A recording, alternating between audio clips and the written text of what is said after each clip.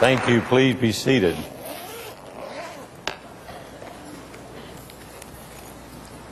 I'm delighted to be with you again this evening. If you have your Bibles with you, would you open to 1 Corinthians 9, starting at verse 19. And it's Paul the Apostle speaking to us down through the pages of biblical history.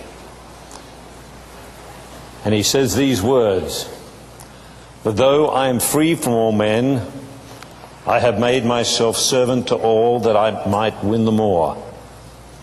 And so to the Jews I became as a Jew, that I might win Jews. To those who are under the law, as under the law, that I might win those who are under the law.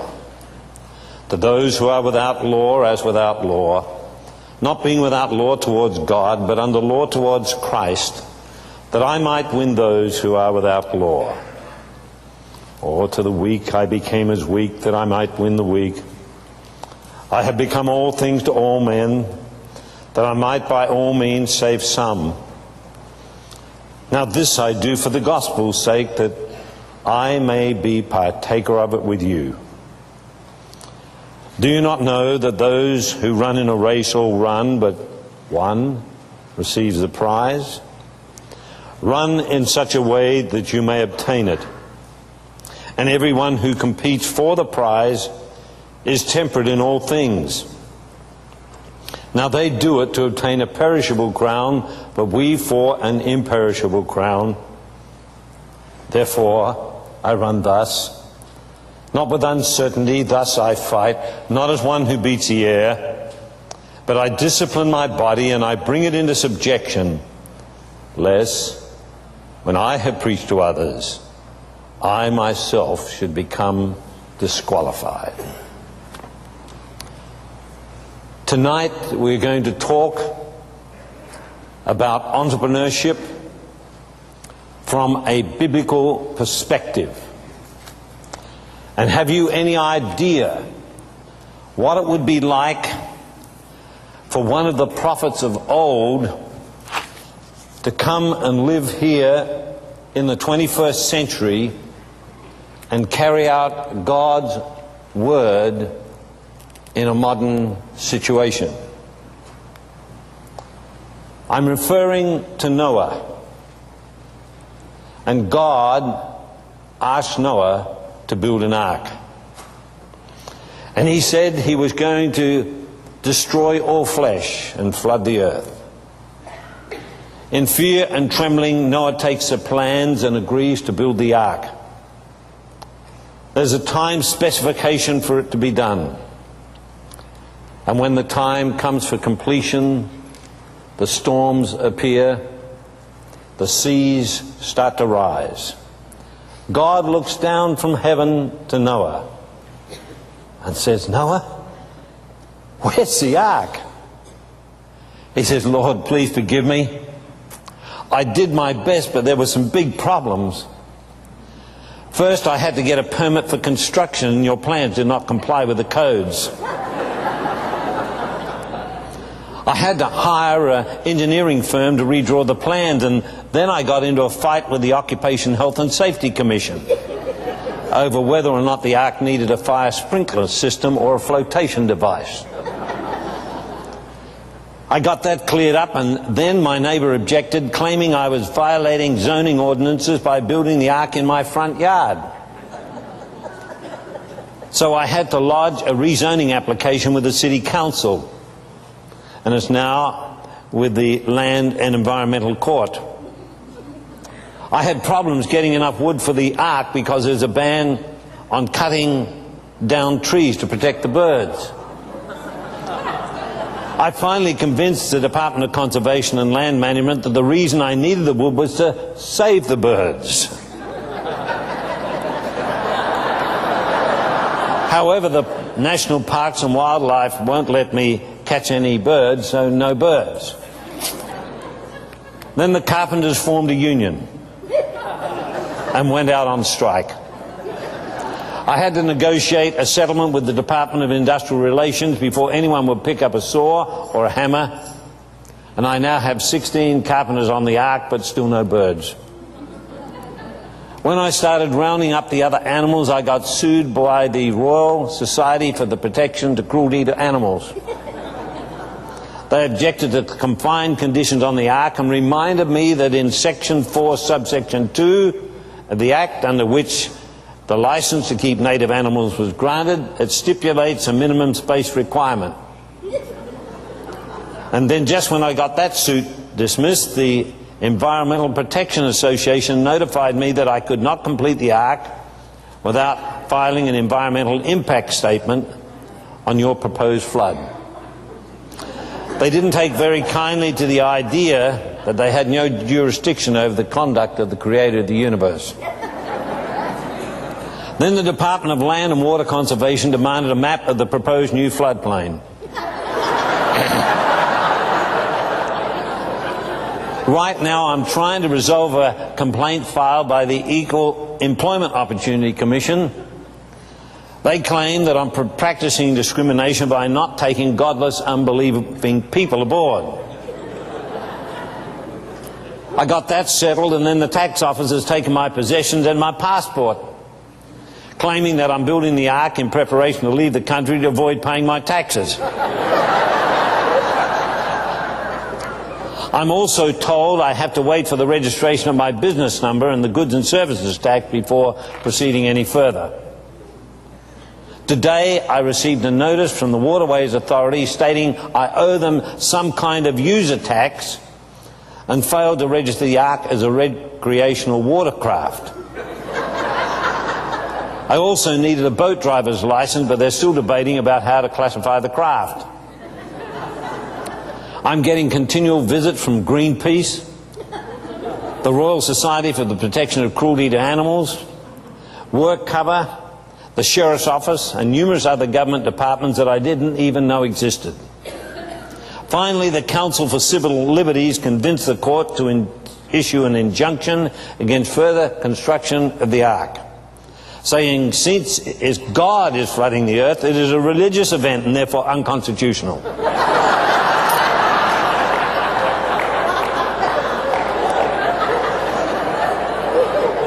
Lord, I really don't think I can finish the Ark for a long, long time.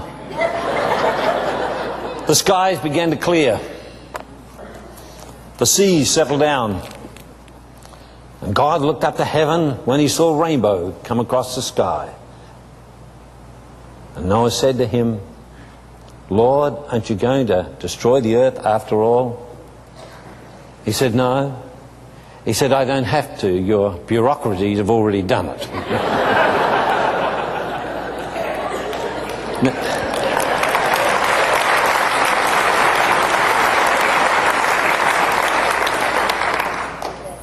Now, if I haven't got your attention, let's see if we can get it on the board.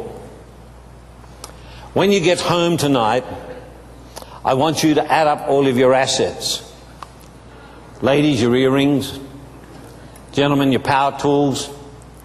Your motor cars, your motorbikes, your furniture, your cutlery, your linen, your house, your trailer, everything that you own. For once in your lifetime, do an evaluation of what you own. If you do not know the price of it, add it up. Guess it. And when you've come to a conclusion, do this once in your lifetime. When you've come to a conclusion, then take off 20%. Why? Because you'll lie to yourself. Christians always think evangelistically. When you've taken off the 20%, then take off everything you owe. Your credit cards, your mortgage, whatever you owe. Then I want you to write this down, something like this. I want you to do some simple mathematics. Whatever that figure is, I want you to write it here, and that's your net value as a family or as a human being. When you've assessed your net value, I want you to divide by the years you have worked.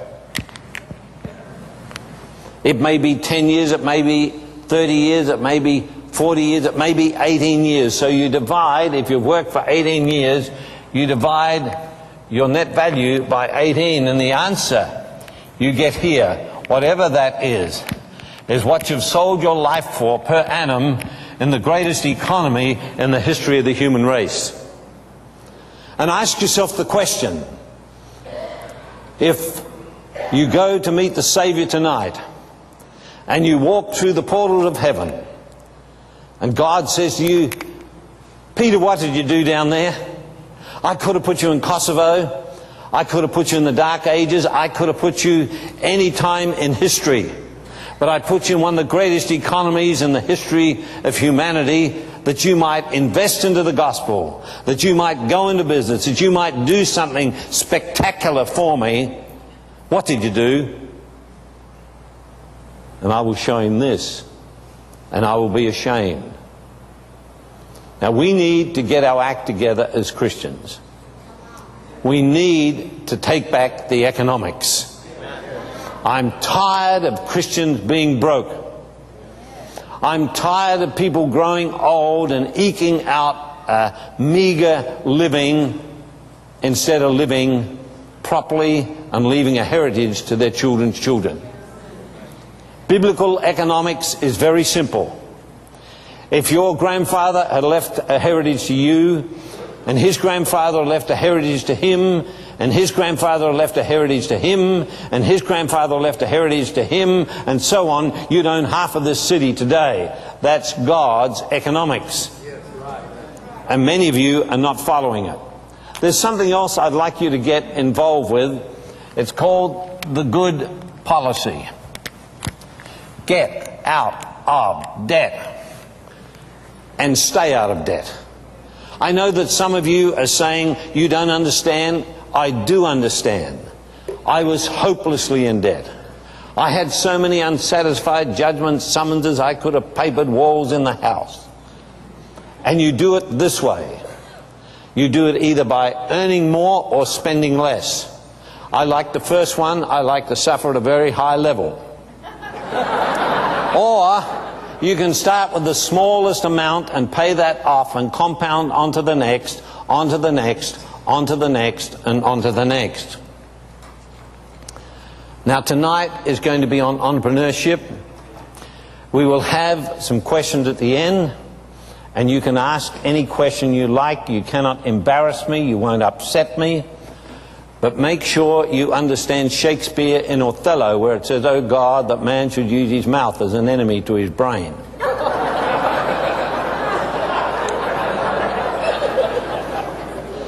Tomorrow night, we will have 4 chairs out here.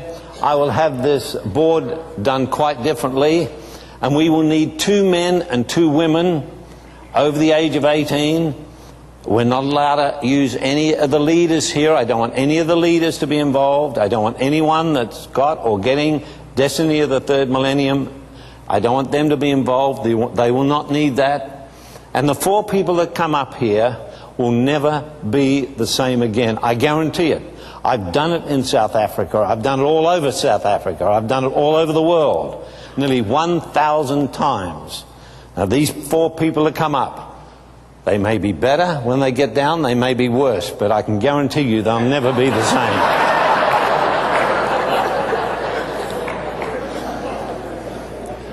Now, business people, entrepreneurs are the strong beacon of all commercial life.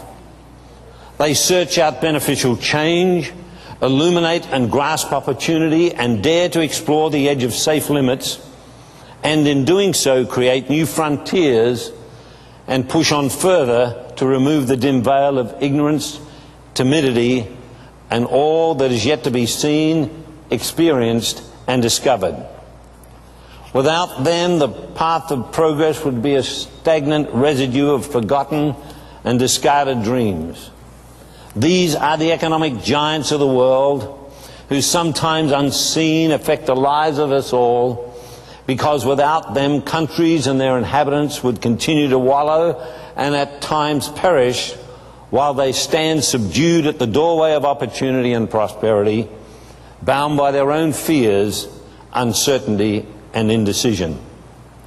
These giants lead the parade of progress, uninhibited by chains that bind ordinary men, and they are for the most time misunderstood, envied, and at times criticized by the very people they seek to provide benefit. These extraordinary heroes of the human race disturb the gratitude of mankind, and we would all do well to examine the tenure of their spirit and, where applicable, learn from them. I've said several times I am a student of history, and as I studied the 21st century and now looking back on the 20th century and before, the greatest power force was the Christian church, who have more people with agreement on vital issues, more real estate, more money, more gold, more silver, more literature, more compassion, but without any real cohesion or unity. If you doubt for one moment what I just said in the area of economics, then multiply all the treasures of the Vatican, the Episcopal Church, and all the other real estate owned by the hundreds of thousands of churches and missions, and add that to the personal possessions of Christians throughout the world, and you will find it is the greatest and most amazing gathering of economic people power in the history of the human race. Unfortunately, the power that we possess is useless, it's dormant, and it's ineffective. And it will stay that way unless one special nation or one special group of people decide under the providence of God that we will go back to our biblical roots and challenge the world into the 21st century with a dynamic plan that honors and glorifies God.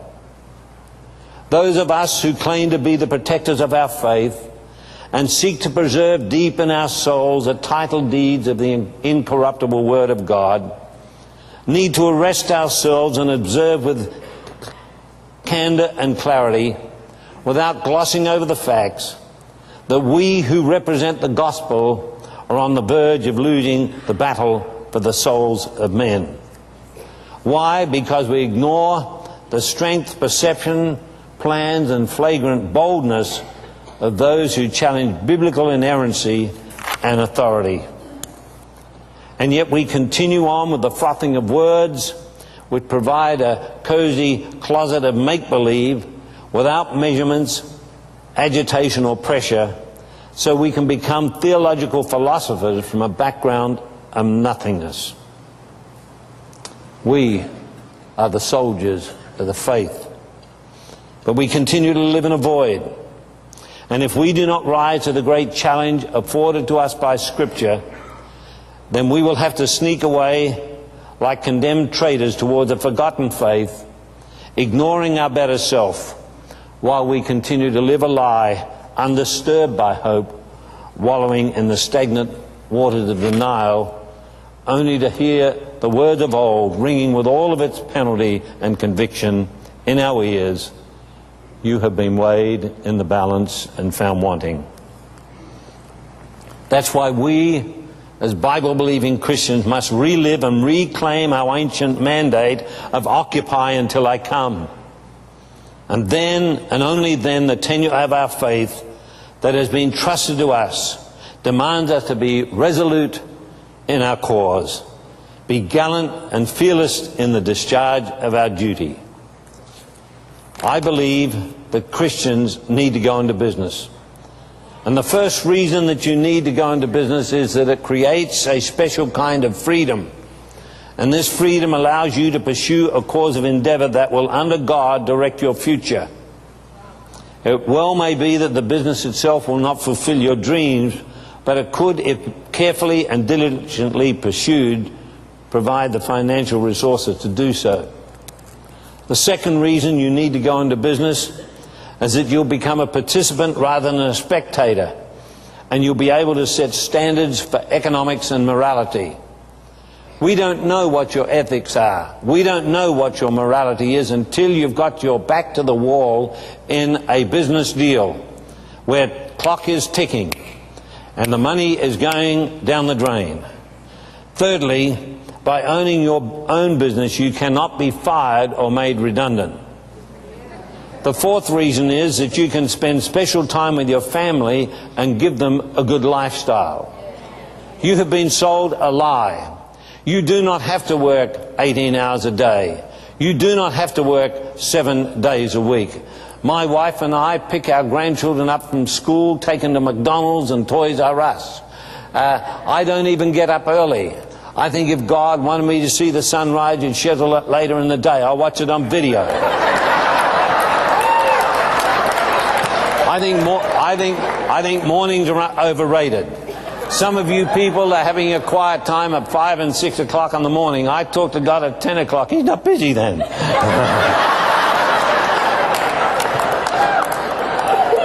The fifth reason why you should go into business, it is a strong message to the community that your faith is more than words and that you have removed yourself from the timid waters of mediocrity. The sixth reason you need to go into business is you are following the biblical mandate of being light to the world. You are now a leader, not a maintenance seeker or manager. The seventh reason you need to go into business, it is an indication of your sense of responsibility as you become a benefit to the community and the country that you live in. The eighth reason is as an advantage that you will develop and obtain influence over people and events, and you will be able to invest in your local church and help others. 9, being a successful business person, you'll be able to build a heritage for the future generations of your family, invoking the biblical mandate that a good man leaves a heritage to his children's children. And finally, number 10, your own fulfillment as a provider and a leader within your own household will ensure respect, responsibility and repetition, because your children and your children's children will look at what you've done and copy it. Now, being a Christian entrepreneur implies and presupposes that being a Christian indicates boundaries, limitations, discipline that may not be observed in normal business behavior. For instance, I believe as a Christian that a verbal agreement is just as binding and valid as a legal document. And involvement in some areas of business activities should be excluded from the Christian entrepreneur. Why? Because our value system is different, which does not suggest our lack of interest in making a profit, but rather the means by which a profit is made, and then further, biblical obligation to how such profits are used or distributed. Responsibilities to employees has an additional challenge in the way they are paid and treated, with an awareness that we are continually under the spotlight in respect to our public and private behaviour. Examples must be set. Boundaries have to be observed. Principles need to be maintained. Quality and quantity, costs, marketing positions, services will need to be your continued daily companion to enable you to remain solvent. Unsatisfactory staff have to be promptly and carefully removed. Measurements and deadlines are crucial. All standards must be set. Should we fall into the trap of retaining unsuitable employees for whatever reason, we destroy staff morale, limit or modify our effectiveness, which in turn will eventually cause a loss, and finally everyone loses their job. Now, I'm going to talk about how to be a Christian entrepreneur, and it depends upon 3 very simple factors. First of all, the climate of the times in which we live. We live in probably one of the most exciting times in the history of the world. The Berlin Wall has gone. Communism is finished. We've had enormous world wars. Hopefully they're behind us. We have a look and we see what's happening in Europe with the European Union, which will be the greatest marketing force, we believe, in this century. We take note of what is happening in the Middle East, who are abundant in oil but lack some kind of ethics in the way that they behave. We have a look at the British Empire, that at one time the sun never set. It is now a derelict empire. We have a look at what is happening here in the United States, and we understand that you owe $6 trillion. I made a comment last night, and my wife said that I made the comment incorrectly. $6 trillion means this, that if someone lost $1 million every day since the day that Jesus was born, they would be in better shape than the United States. It also means this, that if you could stop borrowing today, that would be a great miracle in America. But if you could start paying it back, it would be a bigger miracle. And if you could pay it back at $1 a second, and you started 150 years ago, you have to go 159,000 years to pay your bills. You are terrifying the life out of the whole Western world, because we don't want anyone else to be the leader. We don't want anyone else to be the superpower. But you see, Christians must lead. That's what the Bible says. We, not them, are the light of the world. We are God's rescue squad. And if you won't go into business, if you won't form corporations, if you don't do anything, then there's no hope for the rest of the world, because God does not have any other plans. We are the people that have to get the job done. I know as a fact, as I speak with the United Nations and the World Bank and others, that they're not going to let you into the European Union. They're going to do everything they can to keep you out of that market. And Japan and China are going to keep you out of Asia, with the possible exception of the Philippines. Well, where are you going to go for your markets? I have been speaking to some of your members of Congress and others in government for about 20 years now, telling them why don't they start at Alaska and go right down to Chile.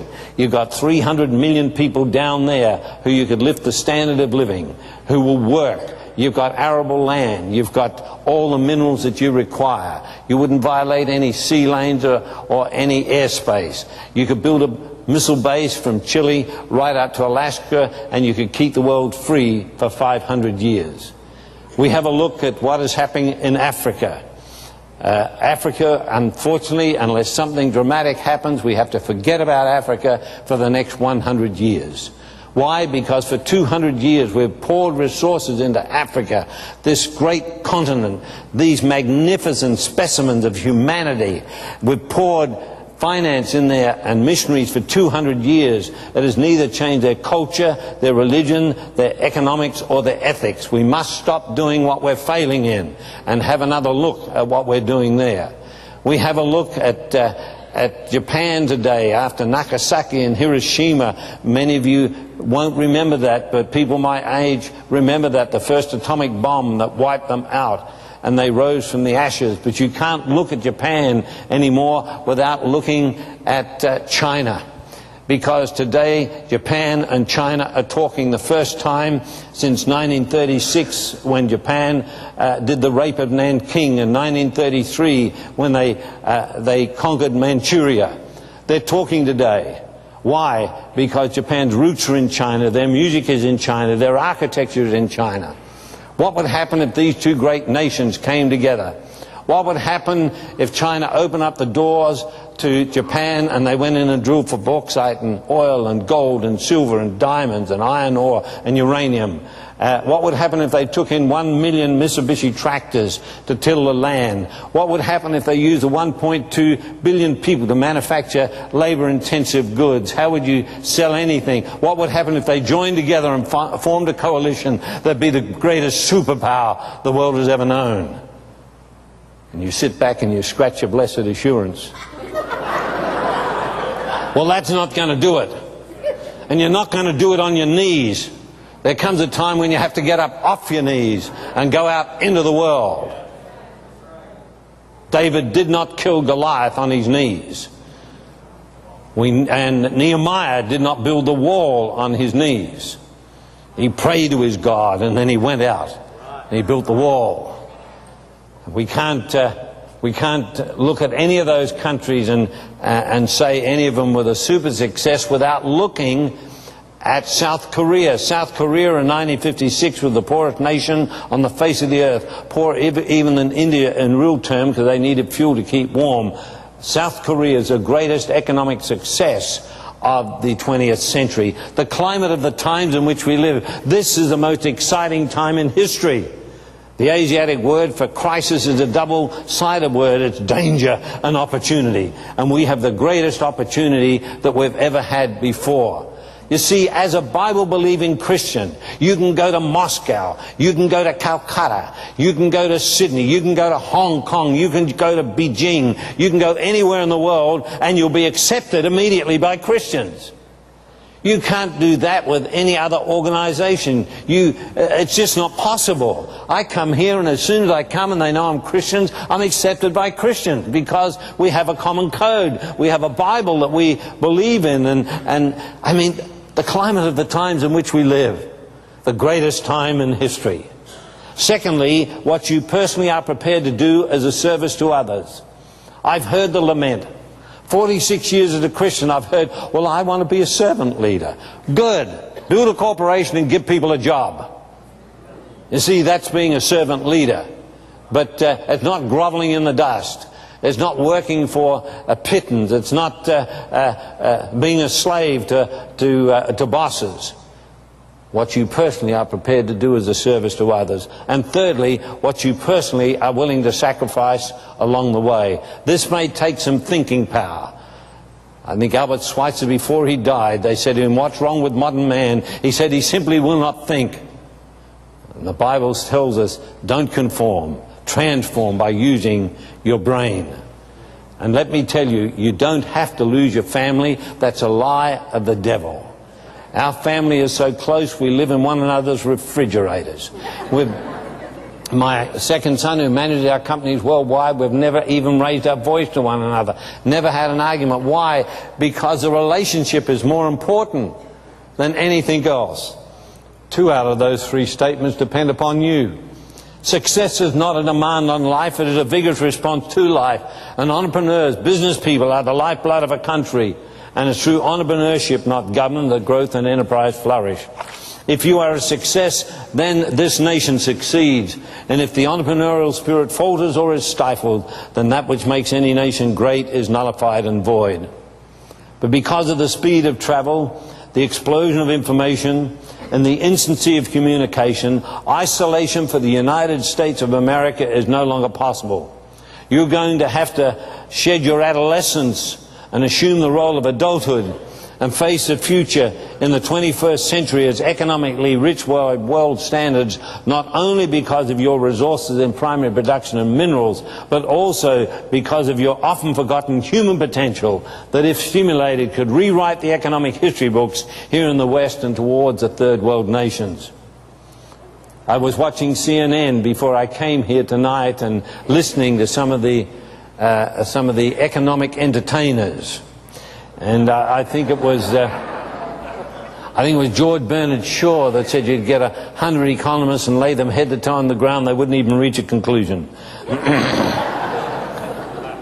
But the mainstream economists, for the first time in history, have come together and they say there are 5 essentials necessary for a nation to succeed as we thunder along in this, the 21st century.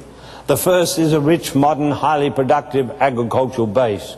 The second is a rich base of energy-bearing materials. The third, an abundant supply of non-energy-bearing materials. The fourth is a highly developed technology, and the fifth is a highly educated and sophisticated population. And of all the nations of the world, and all the emerging nations of the world, there are only 3 nations on the planet that have all of these 5 requirements in their country. One is Australia. The second is Canada. And the third one, you've guessed it, is the United States of America. You see, with the limitation of other countries and the enormity of the opportunity before you this evening, the position here must inflict upon you commitment. The position you're in the economic world scene must compel you to be responsible and to strive for excellence. Your opportunity for success has never been greater. The timetable has never been more accurate. The rewards have never been so large and reachable. Opportunity is not knocking at the door, it's literally tearing the door down. And the key to realizing the potential of your opportunity is to make a commitment And that commitment must be fastened to a belief in what you're doing and a firm, clear plan for growth. You see, ladies and gentlemen, we have been through the industrial age, the automotive age, the jet age, the space age, the electronic age, and many believe today that we're in the age of the cortex. Many believe that the human mind is on the periphery of its greatness. It is the last great unconquered area of mankind, and now is the time to cut the fetters from our mind and allow it to soar as it was divinely designed to do so. But we're moving very quickly towards that global village. The military components, the monetary system, life expectations, geography, even our markets are different. We understand that the bulk knowledge of the world is doubling every 10 years, and if you're not twice as smart as you were 10 years ago, you're going backwards. The great economist Frank Goebel said many years ago, the mind's ability to tune or filter information in or out is very similar to the functions of a radio. He said the radio antennae is receiving messages from many different stations, but the operator eliminates all but one station at a time by means of a tuning device. What is he talking about here? He's talking about focusing. E.F. Shoemaker, the great economist, says economics does not start with goods. It starts with people, their education, organization and discipline, and without these three, all resources remain latent, untapped potential, like the marvelous unlimited resources of Brazil. As we gather here tonight, I believe we must stimulate ourselves to contemplate and examine the results of the past and look circumspectly at the present, and with our dreams and aspirations girded with reality, brace our spirits and hopes towards an exciting future. We need to come to grips with individual responsibility once again.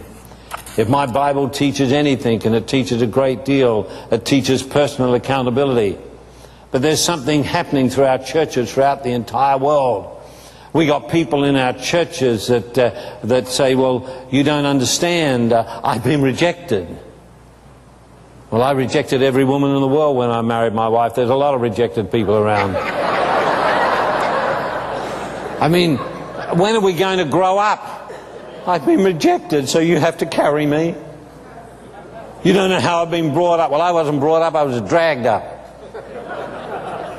Well, I've been very ill, you know. You have to look after me. I've got the biggest aneurysm in Australia's history in my brain. I got scars across my heart. I'm a walking time bomb. It's called personal accountability. And we got people in our churches that want a free ride, and they try to tell us, you know, all the problems they've got, and that's why they have to have a free ride. Dr. Alfred Adler, the great Austrian psychiatrist, understood this, and he spoke of what he called the life of the neurotic. I'm going to reach in very deep here. It is a categorical demand of the patient's life plan that he or she should fail through the guilt of others and thus be free from any responsibility. If I can blame the system, if I can blame the way you've treated me or the way somebody's spoken to me or something, then you have to carry me. I know some people need psychiatric help, and psychologists can help them if they start in the beginning God. But the English psychologist Dr. Hans J. Einzak analysed 19 reports covering 7,000 psychiatric cases, and he found the rate of cure or improvement with psychiatric help. Now remember this figure, with psychiatric help the improvement was at 64%. He compared that to a spontaneous recovery rate. That is a rate of recovery for individuals who received no therapy at all, and that was 66%. Seems to me some of our psychiatrists might be driving us crazy. The Canadian psychiatrist Dr. Raymond Price spent 17 months studying Nigerian witch doctors, and his conclusion was that their therapeutic results were about equal to those obtained in the North American clinics and hospitals. And for those of you who feel as though you're too old, God bless you. Too young, or have some mental or physical handicaps that prevent you from success. Listen, I'm colorblind. I cannot tell a color. I was married to my wife 20 years before I found out she wasn't black.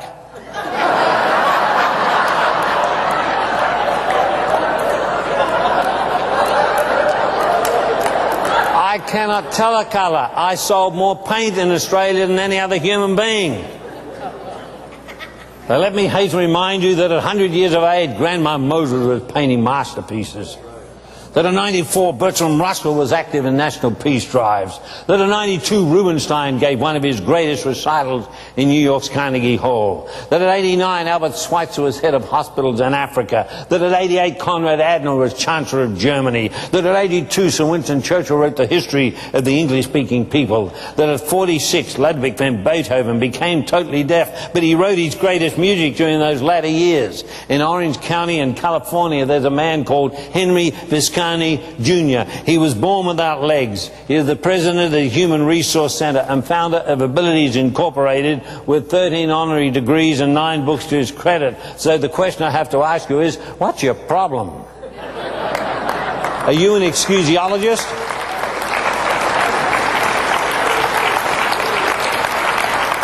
William James was probably the greatest behavioral scientist of the 20th century, and he said the greatest discovery of my generation is you can change your life by changing your attitude.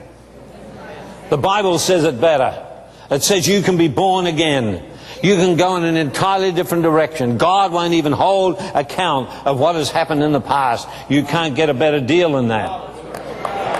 Edison said, greatness is an ordinary man or woman with an extraordinary attitude. Well, I believe now is the time for reason to reclaim its rights. For too long, you have accepted your lot in life as a kind of obedient drudgery. For too long, you've listened to the theorists who walk you through the fog of doubt. For too long, you've met at the table of maintenance seekers and sat hungry at their table. For too long, you have sought direction from boneless wonders who wear masks of piety and feign deep beliefs, and yet they keep your souls unsatisfied. It's time.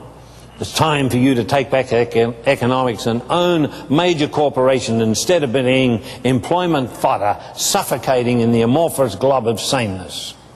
And the first law of success is mastery over procrastination. Do it now. Mastery over procrastination. Now, my wife and I don't agree on everything. I said, I don't know why we still argue. I'm right 98% of the time. For the 2%, it's just not worth it. I'm going to tell you what she said back. But we don't agree on everything. And, I mean, lots of things that I do, she just doesn't agree with me. But, you know, many years ago, a long time ago, I had to go to Perth, Western Australia. Now, all of you ought to know where Perth, Western Australia is. That's where they took the America's Cup from you. You didn't know you had it until we took it. But it was in Western Australia. People say to me, do you take your wife everywhere with you? It was cheaper than alimony.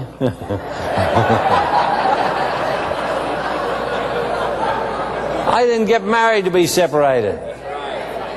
I mean, she's my security blanket. And if I'm chairman of the board of directors and I've got males in the board of directors, I fly their wives in too. That way they don't drink and mess around.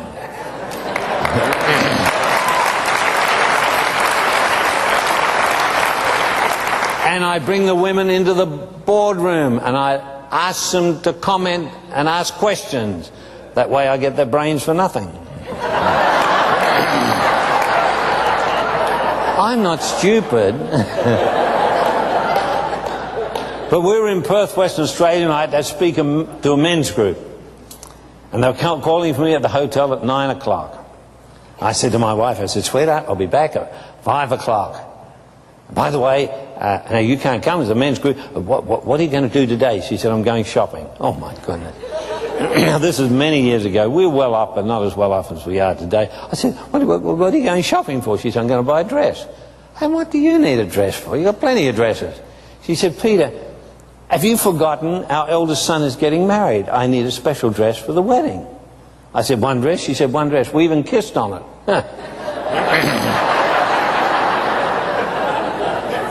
I went out and spoke at these functions and spent all day with these men, and I came back at the hotel at 5 o'clock at night and I knocked on the door of our hotel room. She opened the door with flourish. I smelled a rat immediately. She's a little more amorous than normal. As I held her, I looked over her shoulder and saw 2 boxes on the bed. I said, I thought we had a deal here. She said, now hang on. There's an interesting story about this. Always an interesting story. She said, you left in the morning at 9 o'clock.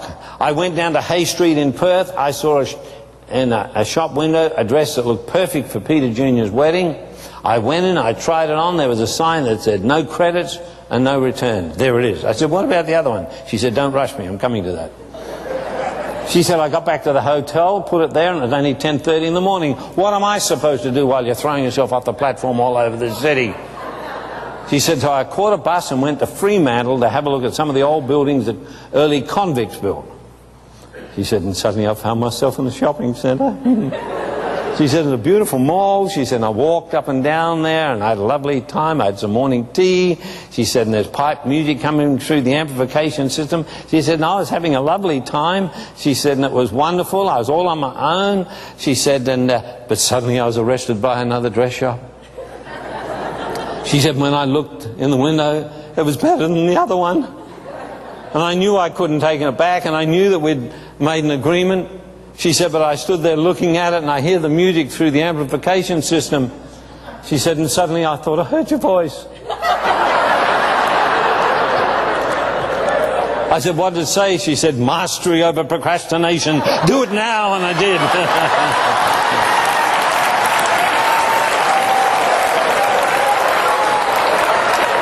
But it's the single most important tool for success. There are people here in this church tonight that have been procrastinating for decades. And you know who you are. And there are people here that have been procrastinating for years, and some of you for months. You're scared. You're terrified to make that move. You don't want to get away from that security. Maybe you ought to come if they let you. I don't know whether they do let you come tomorrow when I'm talking about what do you do when your dreams start to fade at 11 o'clock, but I know what happens there. But mastery over procrastination. As I go to my office of a morning, when I go, I don't go very often. I mean, there's a whole bad deal put about running your own business, you know. They think you've got to work, 18 hours a day, 7 days a week. I don't know what's happening to people. I mean, I certainly don't do that. In the early days, I did when I was stupid. But I got smart, and I don't do that anymore. And I haven't been doing that for a long, long time. A long, long time. But now I've lost my point, see? How about that? As I go to work, if I go to work in the morning, when I go the once that I do, 2 hours a week, that's what I put in. I go to the office. And you'll hear me say, as I'm driving, do it now, do it now, do it now, do it now, do it now, and build up the affirmation. Mastery over procrastination. Do it now. Principle number 2, enthusiasm. In my international headquarters, I had these words. Either get enthusiastic within 10 seconds or get out. The word enthusiasm comes from 2 Greek words, entheo, meaning the God within. Enthusiasm is the outflowing of a pleasing personality and a contagious enjoyment for what you're doing. Enthusiasm is not void of reason, it's clarity of plans and energy with wings. The third principle of success is to develop habit force. Mankind are creatures of habit. You can change your life by changing your habit.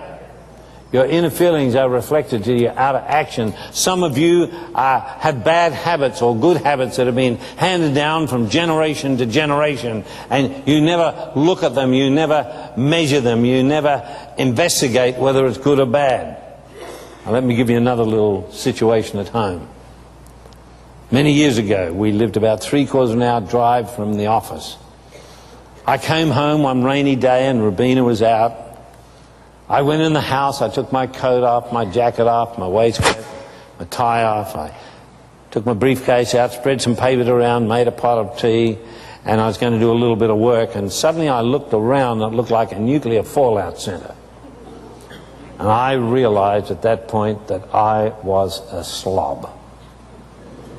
I reflected on the way I'd been living for the last 20 years, and you just about had to have a permanent pickup service after me. I made a decision that I was going to change my habits. I heard Robina's motor car coming up the drive, so I put a chair opposite me when I told her I was going to sit her down. I didn't want her to go into cardiac arrest.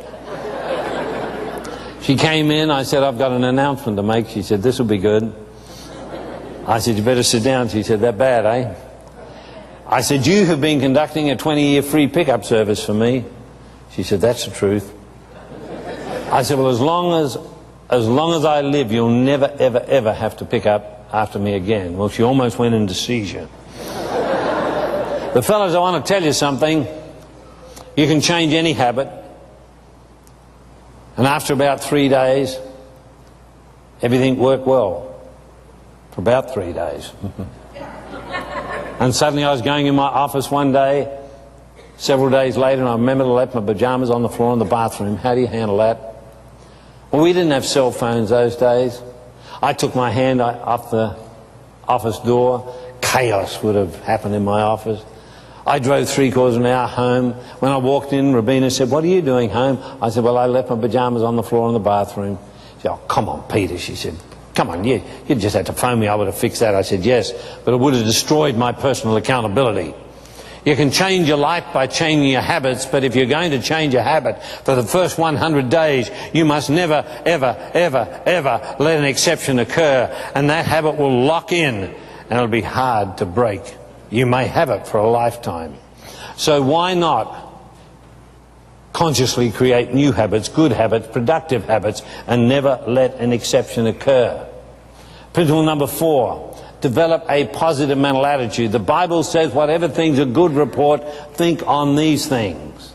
The creator of the Instamatic camera said, whenever I get a good idea, I incubate myself from negative thinking people. I only need one negative comment to destroy a good idea. You see, a positive mental attitude means spending your creative energies on finding ways things can be done, rather than exhausting your emotional and mental powers dwelling on the ways things cannot be done. It means turning a problem into a solution. It means you must develop thought displacement and stand sentinel at the gate of your mind and challenge thoughts as they come in. Principle number 5, pay the full price. So many people, good people, Bible-believing Christians, start out on the road to success and pay a down payment by way of a verbal commitment, and then they default in their periodical and final payments. I was on television some years ago, and they were flying in a guru, an atheist, who supposedly was going to tear me to shreds. When the makeup was on and we were walking into the studio, the crowd was clapping, and the studio manager took me by the arm and he said, Mr. Daniels, there's a step, the lights are going to be bright, I don't want you to fall. I'll hold your arm as you take that first step. They're announcing you now, you'll have to go in. By the way, there's a change. I said, what is a change? They said, well, they don't have one person debating with you now, they have 4. Well, immediately I knew they were in trouble. And the first question they asked me, Mr. Daniels, is it true that you only have one pair of shoes? I said, yes, that's right. They said, with all the millions you've made, why do you only have one pair of shoes? I said, that's quite obvious, I only got one pair of feet. They said, but you drive a Rolls Royce? I said, yes, but I've only got one of them. They said, could you give us a definition for success? I said, yes, the willingness to bear pain. I didn't say be a pain. I said to bear pain, but you've got to get out of the comfort zone. You've got to move into the pain arena. Well, it wasn't a very difficult debate. I don't think they'd studied Shakespeare and Othello either, you know, where it says that, you know, why should man use his mouth as an enemy to his brain? They expect some milquetoast Christians, you know, I tear them apart. But success is a price, a payment, the exchange of sacrificial commitment and personal discipline in mental, spiritual, physical and time output. And yet so many honest and dedicated people with character and intelligence would never lie on a commitment to anyone else, but continually, persistently, habitually adopt what we call a pseudo-rationalization to themselves and break commitments by way of pseudo-rationale, thereby pushing themselves lower in their own esteem, and at the same time, though within the subconscious mind, strengthening the chains that already bind. I mean, we have these Christians that say, well, I'm waiting on God. Hey, He's in front. He's waiting for us. I mean, some of these cliches we have. Well, God has closed the door. Kick it down. There's nothing capricious in God's nature. He will not give you a dream without giving you the ability to fulfill that dream. Paying the full price means a commitment to excellence and learning how to excel in dimensions that we have never known before in our lives. What God has given you to do, you must know your stuff inside and out. Saturate yourself with it. There is nothing that will put a spring of confidence in your walk and in your performance like being sure that you definitely, concretely and specifically know what you're doing. Number 6, learn to speak on your feet. Now, I say this because you may build a large corporation. Even if you've only got a corporation of 50 people.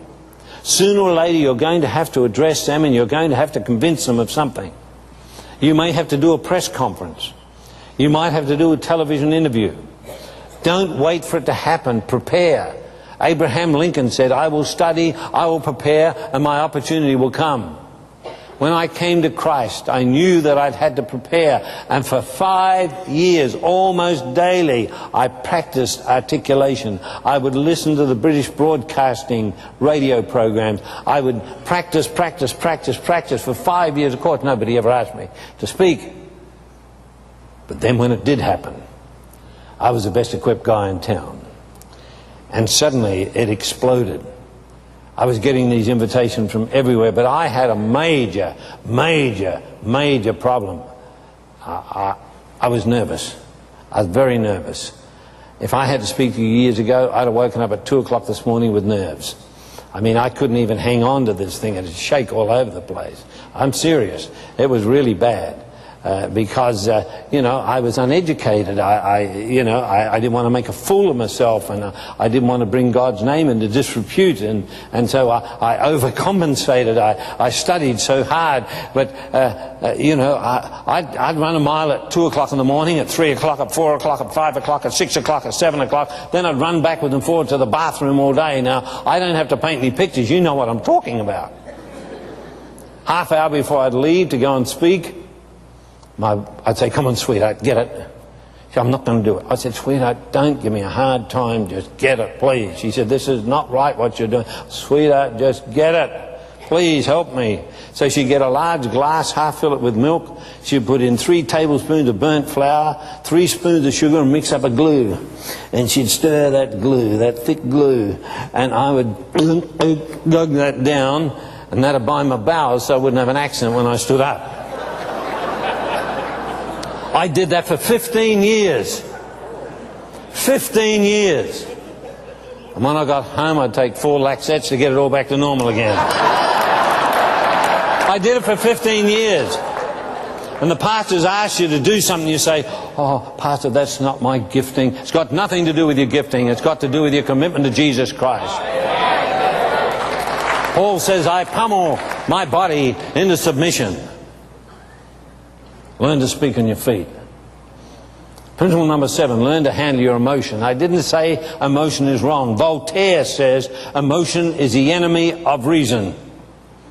But you know, when Christians go into business, if they haven't been into business before, and something goes wrong, you know what happens? If the wheels fall off, they become an emotional basket case. They say things that hang around like a 40-year mortgage. I mean, some of the things they say, they blame people, and all sorts of things go on. You've got to be able to handle your emotion. There's nothing wrong with emotion, but it's got to be in the right context. Now, we have proven scientifically that emotion is not always subject to reason, but it's always subject to action, and action is the key word. So if you get emotional, go for a run around the block, punch a punching bag, stack up the dishes, get the vacuum cleaner out, get the lawnmower out, get involved in some physical action, put your hand over your mouth. And you do it for a couple of hours, and your emotion will be under control. Principle number 8, learn to handle criticism. Now, if you're going to make a mark for good and for God, you are going to be criticized. Back in 1973, I came home from church on Sunday morning, took the newspaper off the step. Rabina went into the kitchen to turn on the... You've never had anything like this, roast lamb with mint sauce. I mean, the lamb that you've got here is nothing like the lamb we've got in Australia. I mean, you would... And she'd bring a cup of tea into the lounge room and we'd sit and talk. But she was making the cup of tea and I opened the newspaper and suddenly she heard these words. They can't do this. She said, do what? I said, they're bringing pornography into our nation. It's always against our wives, our sisters, our mothers, our daughters, our nieces. It's always against womanhood. I said, something's got to be done about it. She said, that's interesting. What are you going to do? Well, to cut a long story short, I took to the Supreme Court with some other people, and the first time for 200 years in the British Empire, I stopped them from using women as pornographic objects. And I was laughed at.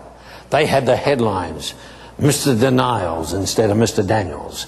They had these cartoons of me. Every comic in the country, every hippie, drippy, libertine, all had these stories about me. They made up all sorts of stories. Every radio program was on. And I remember one time I was going down to close and I did 213 debates on radio and television on one subject, good morals as good economics. And they'd expect me to, you know, milquetoast Christian and so on, and they'd quote all the philosophy and so on, and I'd correct their quotes and rip their guts out. And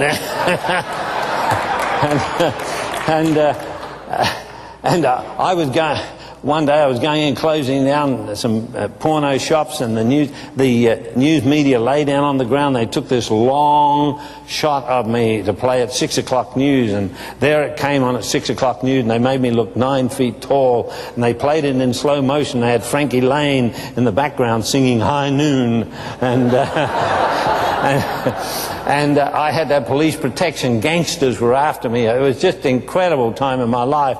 And my Christian friends came to me and they said, Peter, we want to protect you.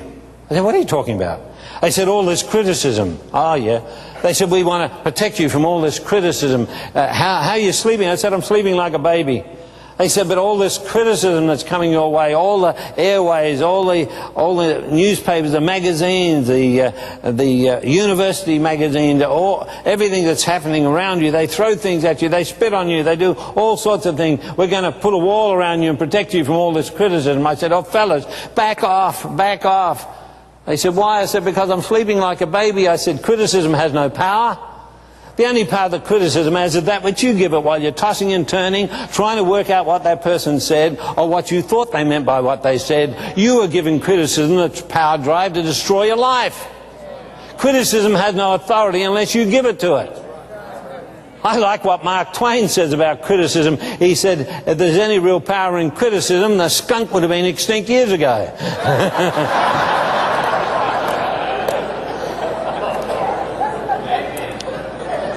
Number 9, the law of attraction. I wonder what would happen if I had come here and when Pastor introduced me, I ran out from this door and I had not had a bath for 4 years. I had not had a shave or a haircut, and I had half of yesterday's breakfast on my beard, and I had a pair of old jeans on with the sandals and dirty toenails sticking through. And I had some worry beads, and I was going to swing these and talk to you about success. How would you people who look upon the heart have received me?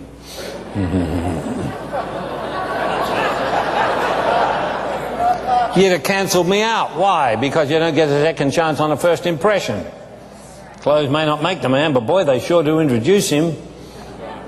You know, we've got some some Christians that say, well, they can take me or leave me. They'll leave you. We got some Christians that say, it doesn't matter how you come into the house of God. Well, you're reading a different Bible than I am. Read about Aaron. It says, give him fine robes to give him dignity and honor. Now, we need to use the law of attraction. In business, we say birds of a feather flock together. If you want the scientific meaning of that, ornithological species of identical plumage tend to congregate in the closest proximity. But you make sure that all your material and all your samples and all your point of sale material and your office and everything is spit and polished. Make sure that your voice, listen to your own voice occasionally, is it warm? I'm going to say something else. I'm not going to look at my wife because she'll go like that to me, so I'll talk to you, all right? Psychologists tell us that people with dirty interiors of motor cars wear dirty underwear.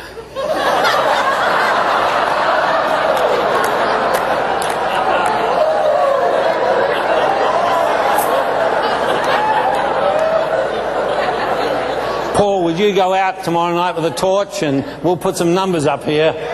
Something. The law of attraction.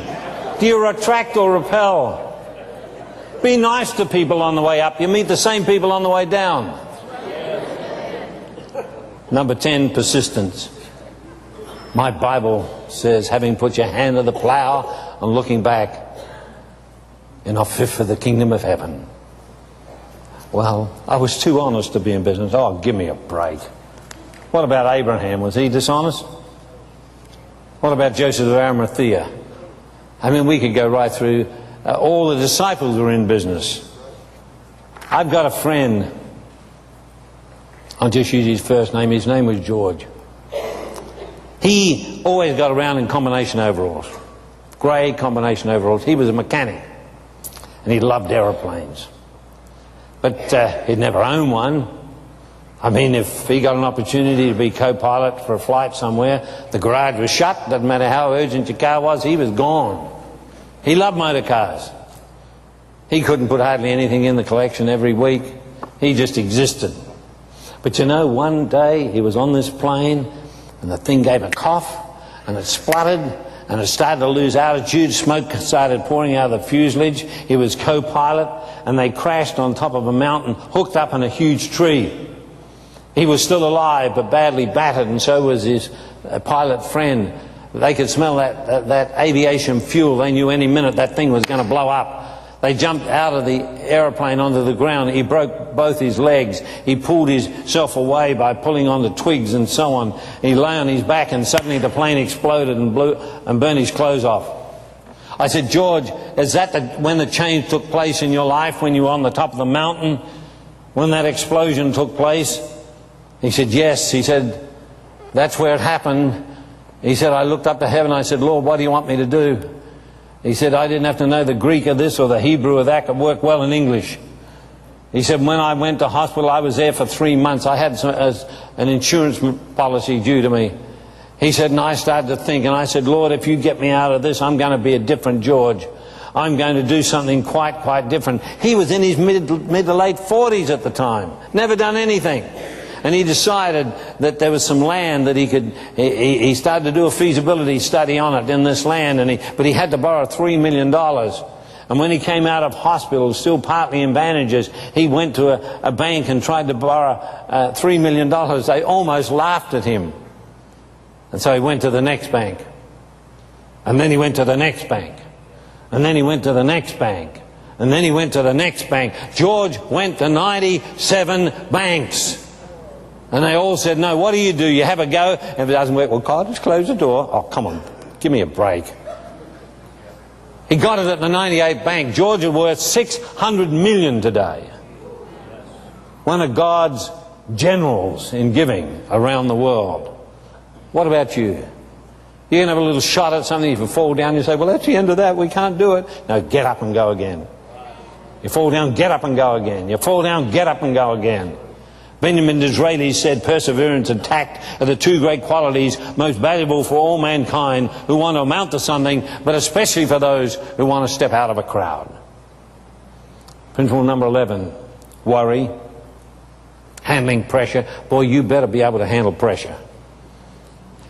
Does the name Dr. Norman Vincent Peale mean anything here?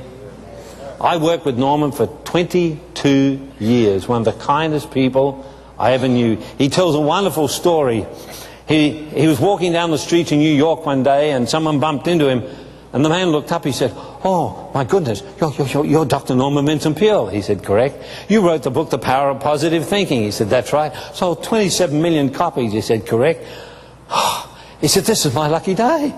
He said, "Well, how can I help you? I'm a minister of the gospel." He said, "It's all these problems I've got, Dr. Peale, all these worries, all these troubles." He said, "If you can help me with them, you'll be my friend for life." And Dr. Peale said to him, "Well, do you want me to get rid of some of them or all of them?" "Oh," he said, "all of them." He said, "Well," he said, "as a minister of the gospel," he said, I've just left 150,000 people who have no problems at all." He said, "Oh, take me to them." He said, "The Westgate Cemetery."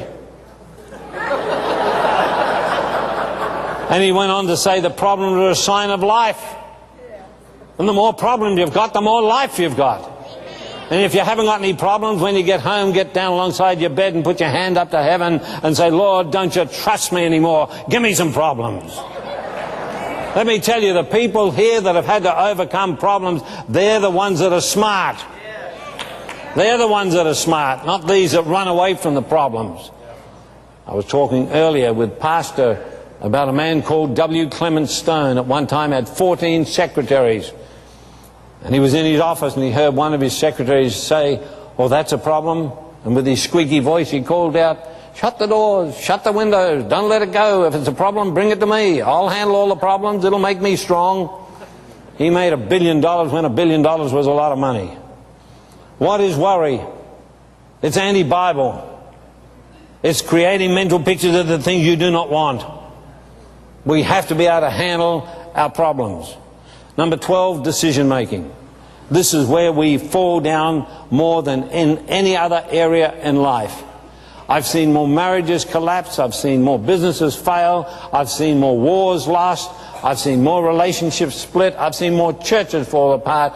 Not because of bad decisions, but because they won't make decisions.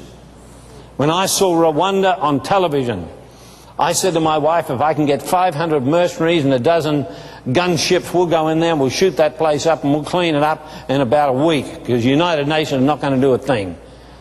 And whatever you think of President Bush when he said they're just an ineffective debating society, I agree with him. But my goodness me, we lost 1 million people. 1 million people. Because no one would make a decision. And we as Christians are the worst. Look, when you give a call for salvation, you ask people to get up out of their seat, give their life to Christ, and a twinkle like that. If they do, you know what we do? We all clap. You know what the angels do in heaven? Whoopee! They cheer in a split second. But the pastor asks you to give some money towards something. You say, well, I've got to speak to my wife.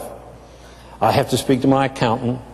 I need to talk to my bank manager. I mean, you've put the evaluation on what's more important. There's something wrong with this. You know, I have Christians, as soon as they have to make a decision, they've got to pray about it for a week. I've seen them on the highway. A Mack truck's coming down. They don't get on their knees and say, Lord, should I stay or move? I mean, what's happening to us?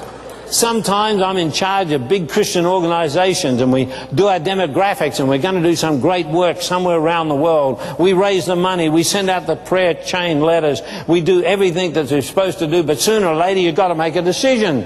When are you going to pull the switches? When are you going to put everything ahead? And we call everyone together, and if I'm chairman of the board, we'll meet somewhere in the world, in Singapore or Chicago or London or wherever, and we meet together. And finally, as chairman of the board, we pray, we discuss it. Then I call for a vote. And some twit on the board, some knothead, says, Mr. Chairman, I got a feeling in my spirit over this. I tell him to go to the bathroom. I mean, some knothead holds up all the work of God because they've got a feeling they've added nothing to the conversation. I've got to check in my spirit about this. Well, for goodness sake, check it out. Yeah. I mean, you can change something, you can correct something, you can't correct nothing. We allow the dissenters to be the deciders. My Bible says the double-minded man is unstable in all of his ways. Who can know him? We have proven scientifically that successful people make decisions quickly and change them rarely, and unsuccessful people make decisions slowly and change them often. Am I ringing any bells out here? Well, let's start to wind down, because I mustn't keep you too late tonight. You won't sleep.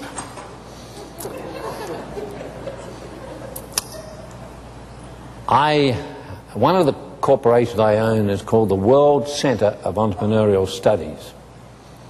It's quite different than a university. We don't have a campus. I was in New York, and one taxi driver had 4 earned degrees in business, and he couldn't run a business. Universities are great for medicine and engineering and other disciplines, but in business they're absolutely hopeless.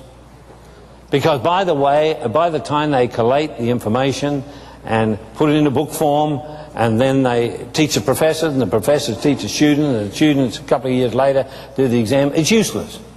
Moving too fast. It's useless. So we don't have a campus. We go anywhere in the world, we're invited, and the time frame that they have available, and we teach them what they want to know, or we'll do for them what they need to be done, and we don't even charge very often. We say, well, give us a percentage of the extra you make. That's real confidence in what you're doing. Now, would you like me to show you some of the material that I brought from Australia? Are you interested? Yes. Don't overwhelm me with your enthusiasm, will you? Do you want to know or don't you? Yes. Okay. Paul, would you go out with my wife, and I'll just wind this a little bit up here. You know, the greatest power gift that you have is here tonight. The greatest power gift that God has ever given to man is right here in this church tonight. It was there in the beginning with Adam. It's here tonight right with you. It's called the power of choice. You can decide tonight not to come back tomorrow night. You'd be foolish if you made that decision, because tomorrow night's going to be very different. If you've got any friends, you should bring them. If you've got any enemies, boy, you should bring them. Tell them you'll pay their fare. One church charged $1,000 for each member of the church to come to a meeting that I spoke at on one day. 600 members of a church that's only got 800 people in it paid the $1,000, and they paid their building off in one day. They would like me to come back again. They're prepared to pay it. Well, the people have asked to come back. So the power of choice. You can make a decision. You can draw a line in the sand and say, our family is not going to go over that line. We're going to build a heritage for our family for 7 generations. I tell you what, it'll get your attention. And you need to be heroes to your children and your grandchildren. Some of you are wondering why you're not getting anywhere with your kids. Well, if you're a big enough example, if you're a hero, then they follow you.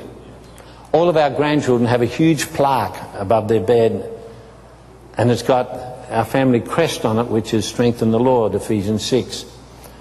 Underneath that, it'll have their name, Jacob Reese Daniels, and it'll have family creed.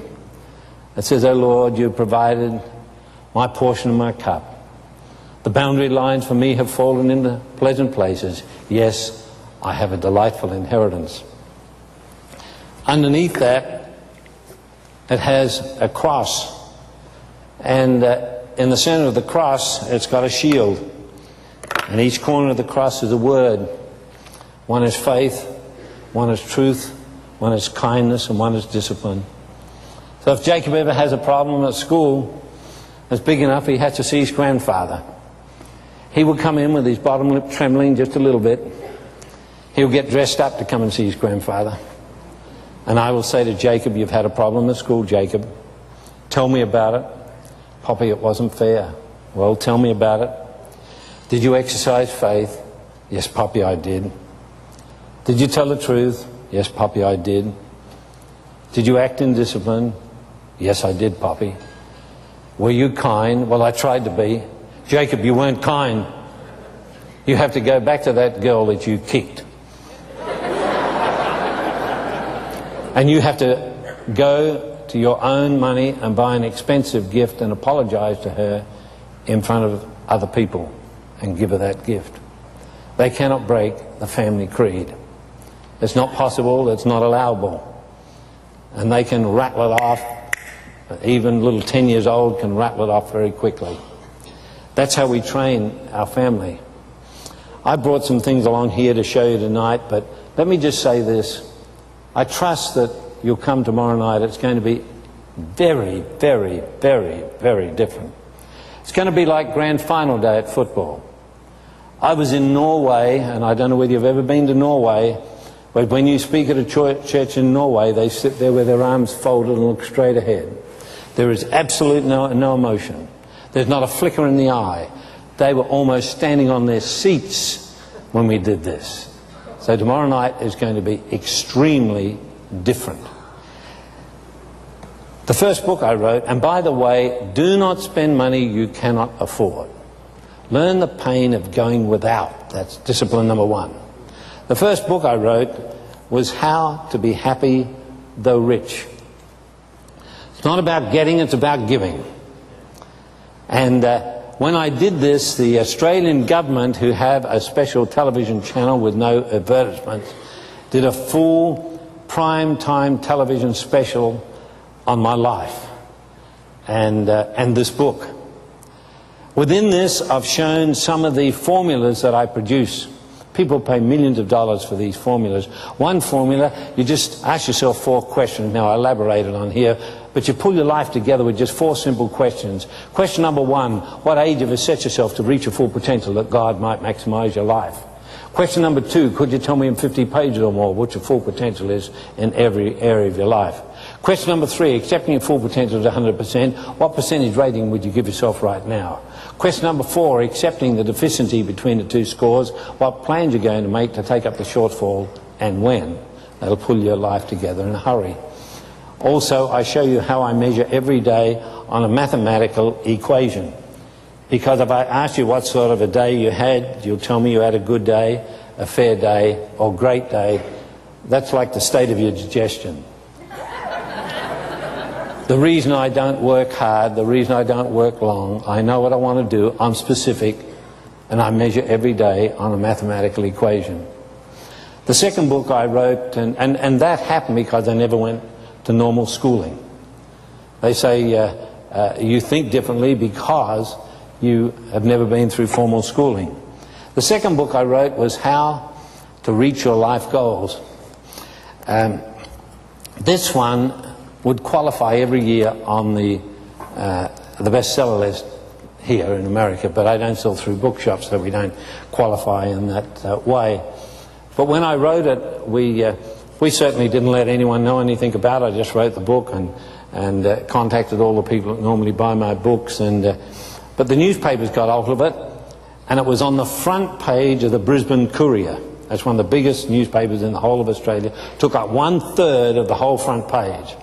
They said this is the first time in the history of literature that the medical profession have asked for a book to go on cassette tape to reprogram damaged brains.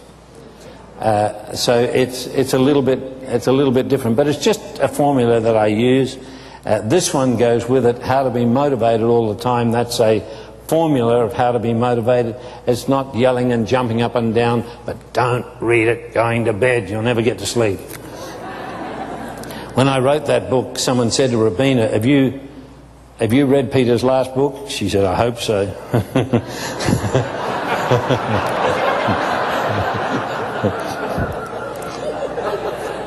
This one is How to Handle a Major Crisis. It's our worst seller, but it's saved more lives than any other single thing.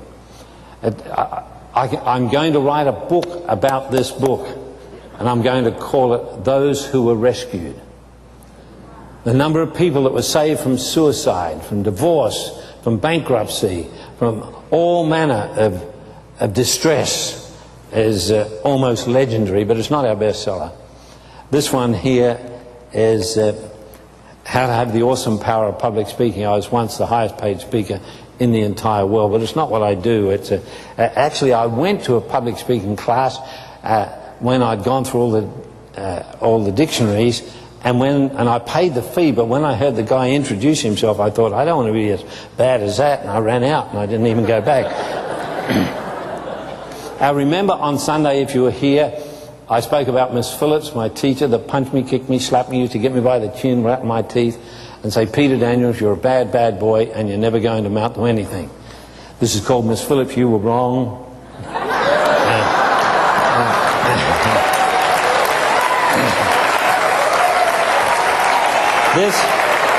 This is a formula to handle rejection. I've had a lot of rejection. I used to have ears that stuck out like taxi cab doors. They called me saddle flaps at school. That was all right if you're riding a bike and the wind was behind you. That was a help. But I got pinned back with plastic surgery. Now I look like I'm riding a bike against the wind. But people ask me, by the way, that was done for salespeople. But you know the biggest readers? Kids from 11 years upwards. They love it. They say that's a cool book, puppy. But people ask me, you know, did Miss Phillips ever find out? No, she died many years ago, and when she died, they buried her 60 feet in the ground.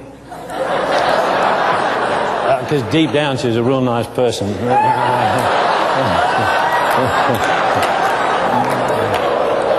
Now,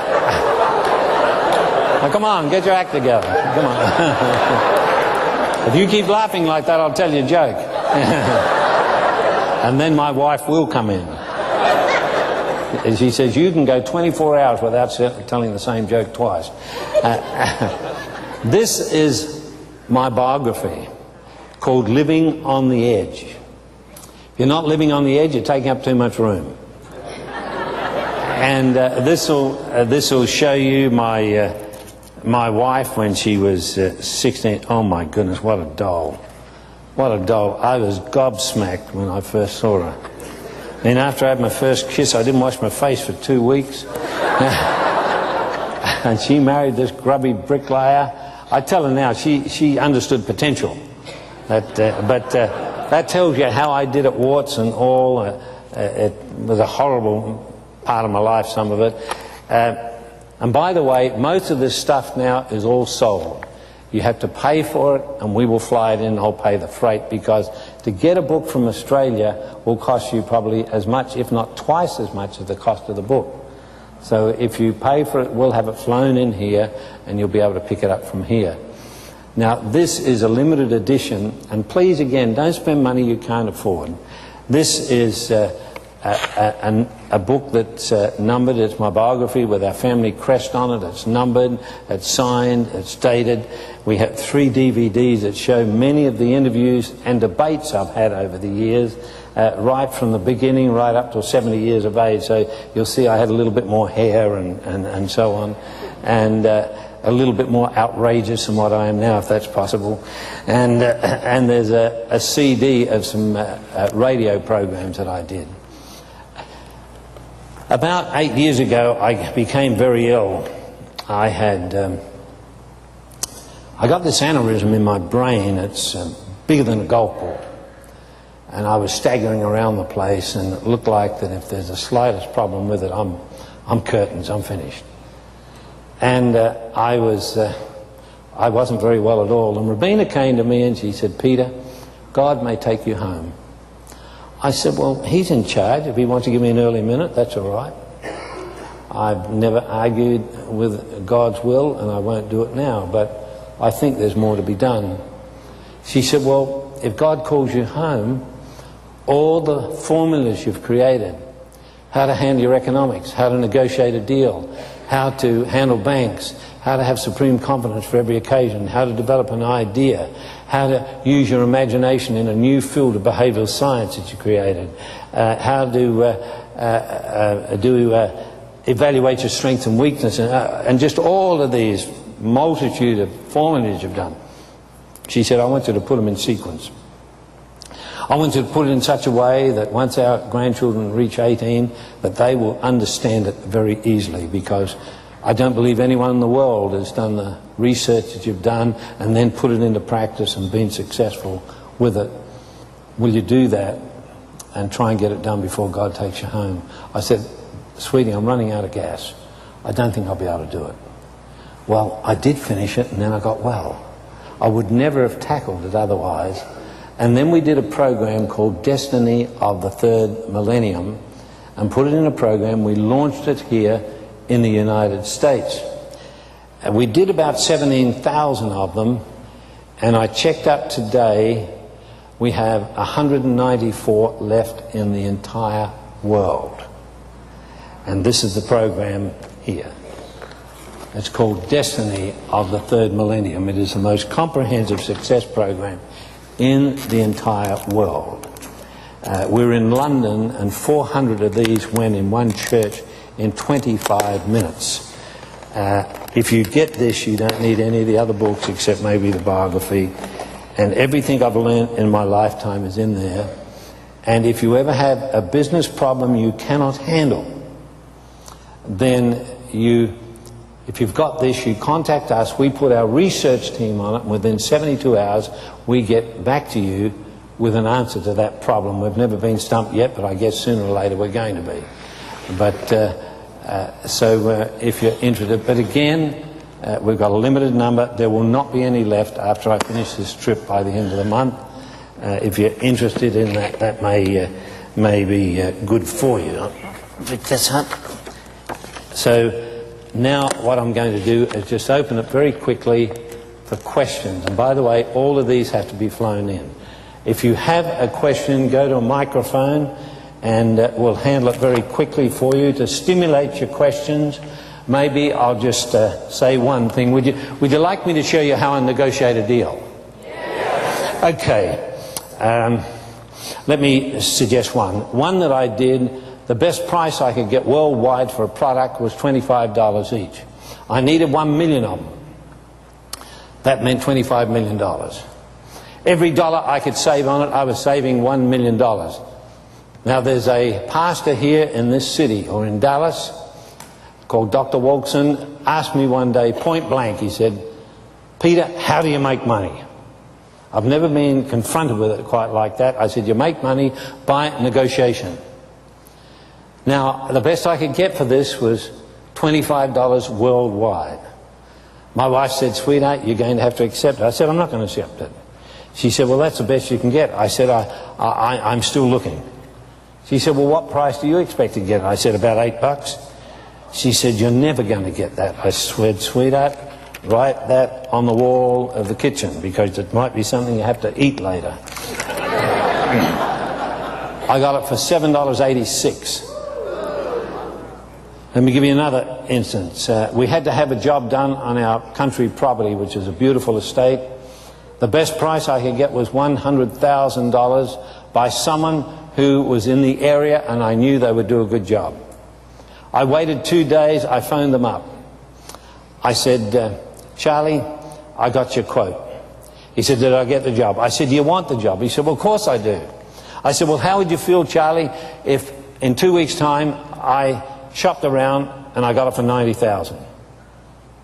Long silence. He said, "I wouldn't feel too good at all." He said, "You mean to say if I do it for $90,000 I've got it?" I said, "Yes, you've got my word on it. You can come to my office tomorrow morning, 10 o'clock, it'll be made out for you, signed, you'll be paid within 30 days of completion." He said, "I'll be there at 10 o'clock sharp."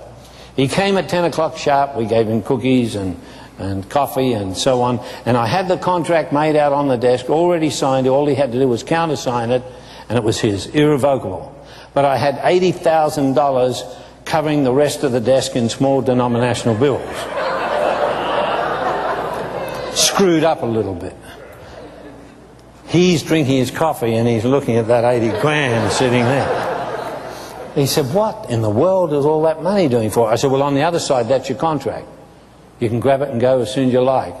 He said, "Well, what's all that money doing there?" I said, "That's for some lucky guy today." He said, "I could be so lucky." He said, "How much there?" I said, $80,000. Wow.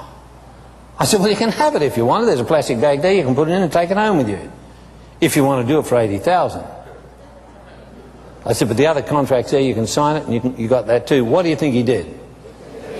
He took the $80,000 because he didn't have to go to a bank, and he could negotiate with cash now. And he got the money before he even started. That's how you negotiate. Now, there's 21 principles of negotiation. 1, what am I trading? 2, what am I forfeiting? 3, what are the uncertainties? 4, what are the guarantees or penalties? 5, what is the term? 6, what could cause failure? 7, can I fully perform? 8, can they fully perform? 9, what are the buffer zones? 10, what if we underestimate? 11, what if we overestimate? 12, can cost expand? 13, can percentages decrease? 14, are there any exit points? 15, are there any conditions of mutual withdrawal? 16, are there any outside influences? 17, who exactly is in charge? 18, what are the ongoing obligations? 19, are there any upper or lower limits? 20, are the personality involved permanently committed? 21, are all points of concern agreed, written, dated, signed and witnessed? Now, I know you wrote all those down. Now, why did I do it like that? I did it so that you'll get the CD. Because some of you are so lousy you won't get it, you'll try and remember it. Well, you're not going to go into business like that. Get the CDs. Play them 7 or 8, 10, 15, 20 times. Now, has anyone got a question? Come straight to the microphone, because we'll close it if you're not going to do it. If there's nobody that wants to earn any money, we'll just close it. Oh, they're coming. Yes, give me your name and the question, straight off. Okay, come on. Come on. What's the question? My name is Deborah Overton. You mentioned, I guess it was yesterday, about your 3 failed business attempts. Yes. How did you end up getting out of debt? And while you were doing all that each time that you were in business, then you got into debt, and how did you end up recuperating from everything? The question is, I was in business 3 times. I failed 3 times. How did I get out of debt and start again? I was in business the next day. Why? Because I'm a good commission salesman. And there are plenty of things around that people want to sell, but they haven't got the courage or the ability to sell it. So I had to put bread on the table. So the next day I was in business selling something and making money before nightfall. And it wasn't long before I was selling other stuff, and people knew that I was free, and they used me, and I was able to pay that debt back. So that's how I did it. Okay? Right. Yes, what's your... Hi, my name is Dara, and listening to your story of coming out of, like you said, you had to reach up to touch poverty, and hearing, I mean, I think we've all had our faith journeys. My question to you is, what was your biggest challenge to overcome to get from below broke to where you are now? What was your, like your transitional, what just kind of... Yeah, my brain. Okay. My brain. See, it's just a muscle. That's all it is. See, I've read, until recently, 6,700 biographies alone. That builds a vocabulary of overcoming incredible odds. You see, I study economics, history, law, theology. I mean, I'm studying all the time. And I can usually read 8 books at a time. And maybe if we get the chance, I'll show you how I do that. All right? Yes, sir. My grandpa always said, if you never ask, you never get. And I wanted to ask if I could be one of the guys on the platform tomorrow. And if that's not okay, I'll even be one of the women on the platform. Well,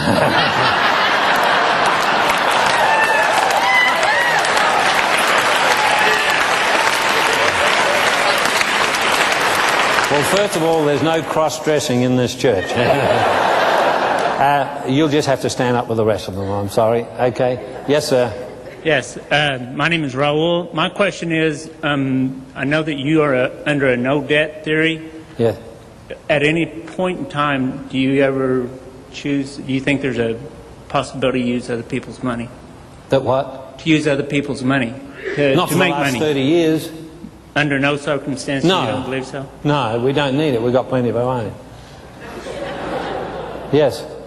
My name is Janie, and God gave me a vision in 2003 to start a Christian newspaper. Yes. And what's your problem then? Well, it's on the making right now. I'm a widow, I'm a woman, and no money. And God said, put your hand to the plow, and start it January the 1st, 2006. Have you had any experience running a newspaper? Yes. Okay, so how much money do you need? See, you haven't even thought of that. You've got to put your head together. $1 million. Eh? About $1 million. No, you're just throwing that figure out. You don't know exactly how much you want. And that's what you we're don't working know whether on. you're going. No, but you won't need $1 million because you'll get someone else to do the printing No. for you. You'll have to. Well, you're crazy if you don't get someone else to do the printing. Well, I am doing. You can't work the press 24 hours a day, 7 days a week. Okay. So you see, the first thing you should do is go out and get a job selling on commission. That's what I'm doing. Are you making any money on it? Yes. 100, 200,000 a year? No. Well, you've got to get yourself right on that, because Okay. commission is set for mediocrity, and any fool can beat mediocrity. Okay. You've got to get better at what you're doing. Yes?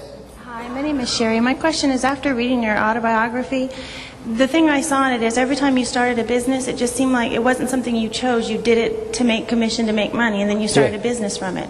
If somebody was choosing what they were going to start a business as, would you encourage them that it was something that they enjoy doing, or just go out whatever you're good at and start doing it and then start a business with it? You've got to work out whether or not the business is going to make money. That's what you're going to business for. You can play with other things after. If you've made enough money, you can do what I do. You can ride horses. You can take your children to the beach, your grandchildren out. You can take them to Disneyland for Christmas and all that sort of thing. But you've got to look at where you can make money. And I'd give you the same advice I give that lady there. Go out and get a job selling on commission only for 2 years. It'll transform your brain. You're good at selling almost anything that you go to sell. You won't know whether you're good at something until you have to go out and sell it on commission. Right, but if you have, and you're really good at doing Yes, it, and you want to start a business, yes. Well, what's your problem then? how do you know what it is you need to... You just make a decision. Just make a decision. That's all. Just make a decision. That's good. Okay? No one's asked me a hard question yet. I mean, this is kid stuff. Come on. Mr. Daniels, my name is Sophia Bassett, and I have a patent on a medical device that I have been working very diligently to try and get into the Okay, right... question. Have you actually created a model of it that works? Yes. Okay, well, the next thing you should do is register, design, and patent it. I have been, it has been You patented. have patented. I have a Okay, design now patent. this is what you need to do, okay? What you need to do is to go to the medical profession and sell it to them at an amount of money or on a percentage basis for the rest of your life. But make sure you got it tied up tight and make sure it works. And get them to sign a no disclosure form when you show it to them. Okay, and what if I've done that? You've done that. Yes, sir. Have you done any good? No, sir. You haven't. Well, why not market it yourself?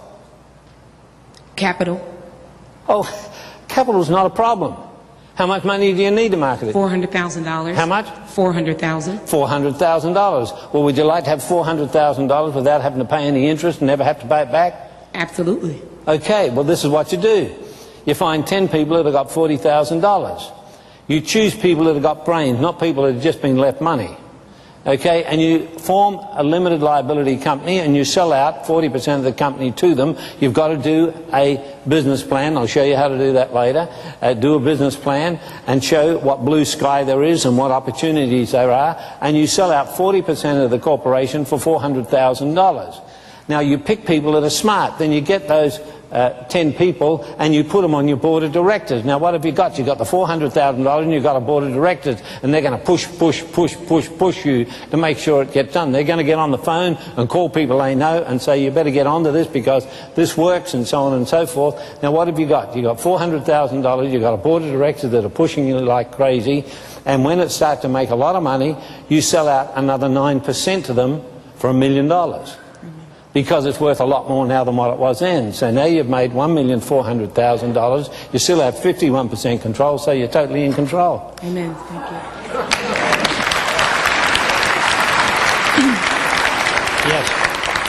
Brother Daniels, I'm Monique Spalding, and I heard that you were in real estate before. And I have a real estate question. Texas is a large real estate area. Fourplexes sell very well for What's your investors. Question is, over a long period of time, does the residual income and cash flow equations that they use for real estate really work in financial? Yes, it does, providing we have inflation continually. But what if we have deflation? Okay. See, I got out of real estate because it was so boring, it was so easy to make money.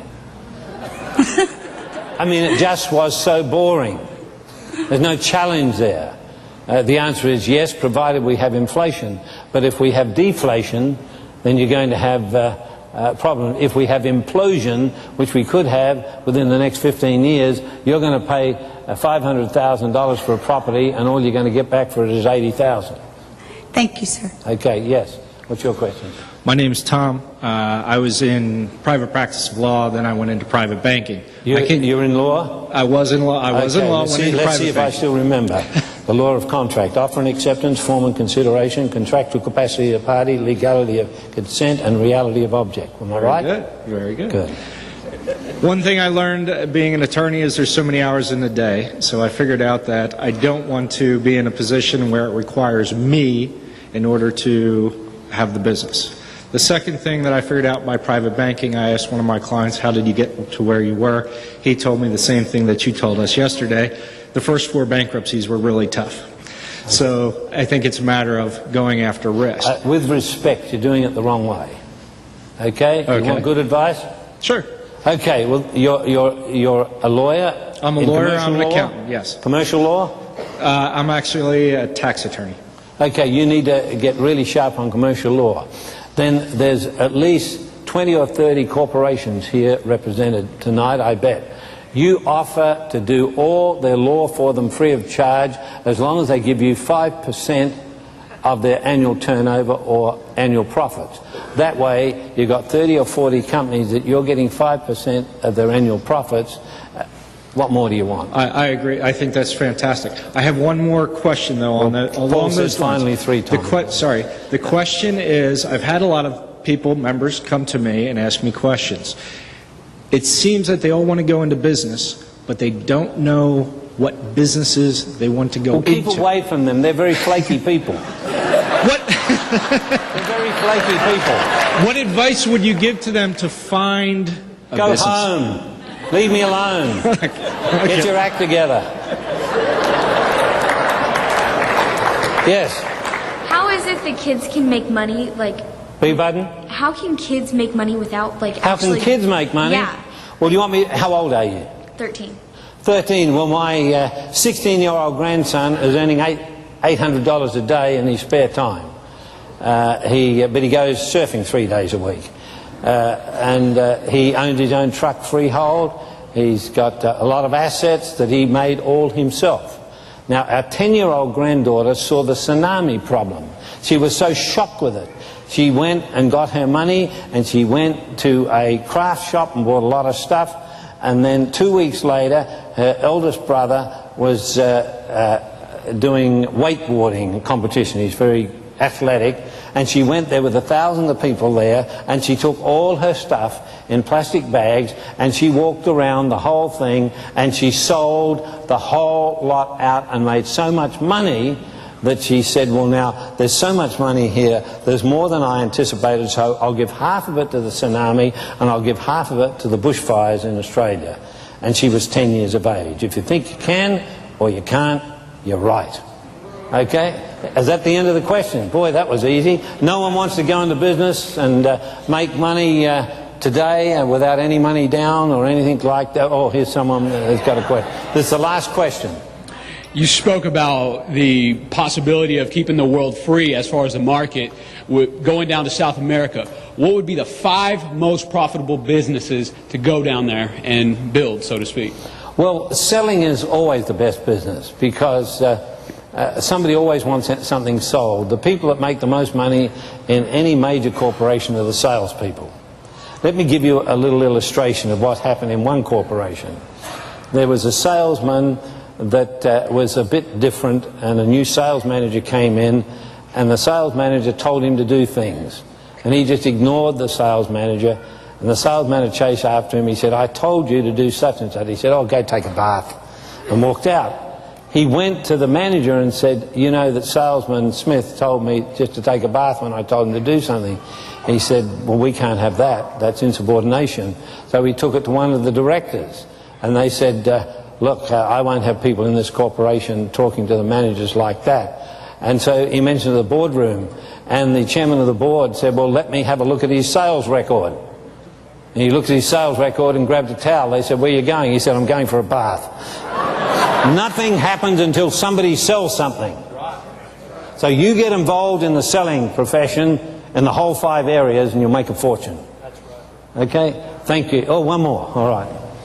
I'm going to have to ask that question. How do you start a business without any money down? Last question. Yes. Okay. Would you like to start a business tomorrow? No money and have money in your pocket at the end of the week? Well, this is what you do. You probably won't want to do it, but I've proven it so many times that it works, it's almost boring. You get a pair of combination overalls. You go to one of these areas where there's a lot of homes. You knock on the door. What's your name? John. John? Yes, sir. John? Yes, sir. Okay, you knock on the door. They say, take 2 steps back and say, my name is John. We're just starting a window cleaning business in this area, and I would like to clean your windows free of charge. No, there's no catch to it. No, I don't want anything. There's no gimmick. You don't have to sign anything. I'll watch after the roses. I'll clean all the windowsills down, and I'll do it free of charge for you. When you in this area coming in to do window cleaning, I just want to show you what a great job we do. You clean the windows, and you show her after. You say, what's your name? Mrs. Brown. Mrs. Brown, thank you so much. By the way, what's the name of the lady next door? Mrs. Black. You go next door, you knock on the door, you take 2 steps back, you say, Mrs. Black, my name is John.